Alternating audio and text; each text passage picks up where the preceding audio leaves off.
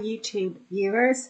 In my last two videos, I was talking about time series analysis and time series forecasting.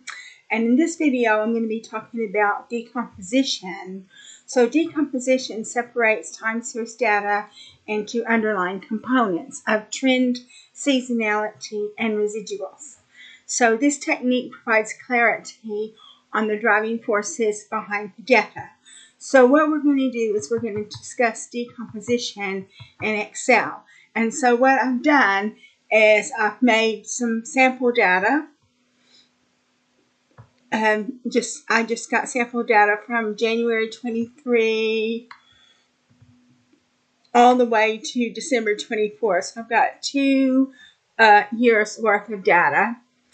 And then I just got some values. I just put some values here, 120, 135, 150, 165, and then it goes down again. So you can see this is your value.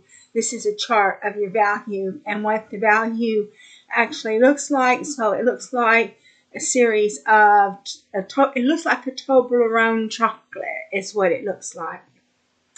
And then we're going to have the trend. So your trend is going to be average B2 to B4 for D2, and then for D3 it's going to be an average of B3 to B5, and then for D4 it's going to be an average of B4 to B6. And if you come down here, this is what your trend looks like. So your trend looks different from your values. And then we're going to check your seasonality. So your seasonality is going to be B2 minus D2. So that's going to be negative 15. And then it's going to be B3 minus D3, negative 15. Then it's going to be B4 minus D4, negative 5. Then it's going to be B5 minus D5, 15. And then B6 minus D6, 15. So that's your seasonality. And if you come over here, this is the seasonality. This is what the seasonality looks like. So what we have done is we have decomposed the initial value. We've got our values that looks like a Toblerone. And then you've got your trend, which looks like a wave of some kind. I don't want to say a sine wave, but it does look like a wave. And then you've got your seasonality that looks completely different.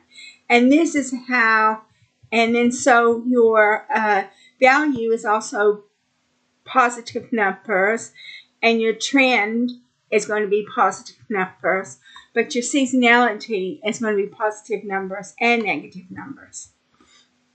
So that's it for the decomposition, and where we have created a decomposition in Excel. And then so we had the residuals are B2 minus D2 minus F2, which is 0. So it's 0 all the way down, so I couldn't get any residuals for you because all of the residuals were 0. So that concludes this video where we talked about decomposition of a time series and how you can create a decomposition of a time series and give you an idea of the value, trend, seasonality, and residuals. So the next video is going to be on another statistical topic. So I hope you decide to watch it.